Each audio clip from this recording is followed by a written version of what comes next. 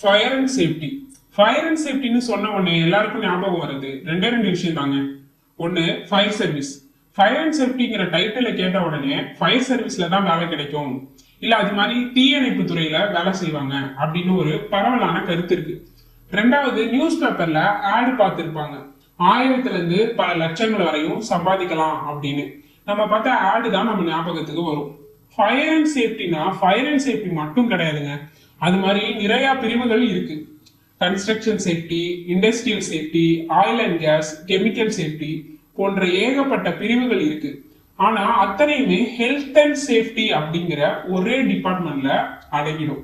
Health and safety ஒரு ஃபேக்டரிக்கு எவ்வளவு முக்கியம்னு பாத்தீங்கன்னா, ஒரு ஃபேக்டரிக்கு ஹச்ஆர், அட்மினிஸ்ட்ரேஷன், ப்ரொடக்ஷன், குவாலிட்டி டிபார்ட்மெண்ட்லாம் எவ்வளவு முக்கியமோ அதே மாதிரி இந்த ஹெல்த் அண்ட் சேஃப்டிங்கிறதும் ஒரு முக்கியமான டிபார்ட்மெண்ட்டுங்க.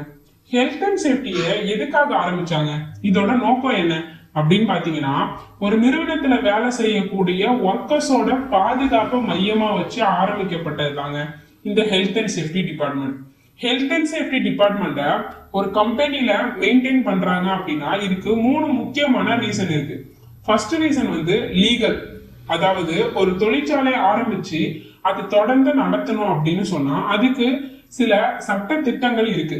ஒரு உதாரணத்துக்கு பாத்தீங்கன்னா, இந்த ஃபேக்டரிஸ் ஆக்ட் 1948 படி ஒரு தொழிற்சாலையில 1000க்கும் மேற்பட்ட ஒர்க்கர்ஸ் வேலை பார்க்கறாங்க அப்படின்னு சொன்னா அந்த இடத்துல சேஃப்டி டிபார்ட்மெண்ட்னு ஒரு டிபார்ட்மெண்ட் அமைச்சு ஒரு சேஃப்டி ஆபீசரை அப்பாயிண்ட் பண்ணணும் அப்படிங்கிறத இந்த தொழிற்சாலை சட்டம் வலியுறுத்துது.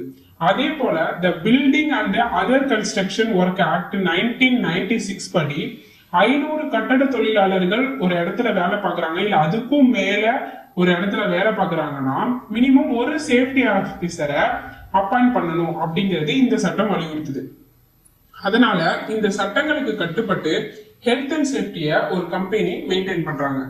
செகண்ட் ரீசன் என்னன்னு பாத்தீங்கன்னா பினான்சியல், அதாவது ஒரு கம்பெனில விபத்துனால ஏற்படக்கூடிய தேவையில்லாத செலவுகளை குறைக்கிறதுக்காகவும், பொருள் சேதம், உயிர் சேதம், அதுக்கப்புறம் ஒரு ஆக்சிடென்ட் நடந்ததுன்னா அதனால பாதிக்கக்கூடிய உற்பத்தி பாதிப்புகளை தவிர்ப்பதற்காகவும் இந்த ஹெல்த் அண்ட் சேஃப்டியை மெயின்டைன் பண்றது அவசியமாகுது. தேர்ட் ரீசன் என்னன்னு பாத்தீங்கன்னா மாரல், அதாவது மனிதாபிமானம். இப்போ ஒரு நிறுவனத்துல வேலை செய்யற தொழிலாளர்கள் மேலும் அவங்களோட குடும்பத்து மேலும் கொண்ட அக்கறைக்காகவும், தொழிலாளர்கள் நிறுவனத்தின் மீது கொண்ட நம்பிக்கைக்காகவும் தொழிலாளர்களின் பாதுகாப்பை உறுதிப்படுத்துவது அந்த நிறுவனத்தோட மிக முக்கியமான கடமையாகும்.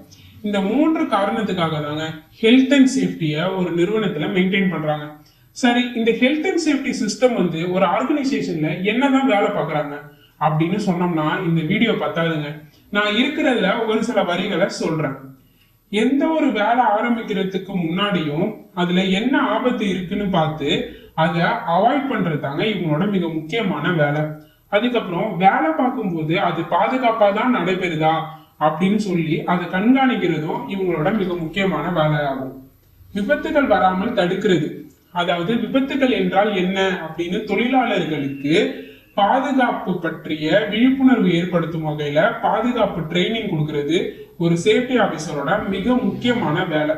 சிம்பிளா சொல்லணும்னா ஒரு சேஃப்டி ஆபீசரோட வேலை ஒர்க்கர்ஸோட சேர்ந்து வேலை பார்க்கறதோ இல்ல ஒர்க்கர்ஸ் கிட்ட வேலை வாங்குறதோ கிடையாதுங்க. ஒரு வேலையை பாதுகாப்பா முடிக்க வைக்கிறது தாங்க அவனோட வேலை. ஆனாலும் பல நிறுவனங்கள்ல இந்த ஹெல்த் அண்ட் சேஃப்டி பற்றிய சரியான புரிதலும் கிடையாது. சில நிறுவனங்கள்ல ஹெல்த் அண்ட் சேஃப்டிங்கிற டிபார்ட்மெண்ட்டும் கிடையாது. இதனால இந்தியாவில் ஒர்க்கர்ஸுக்கு சரியான பாதுகாப்பும் கிடையாது.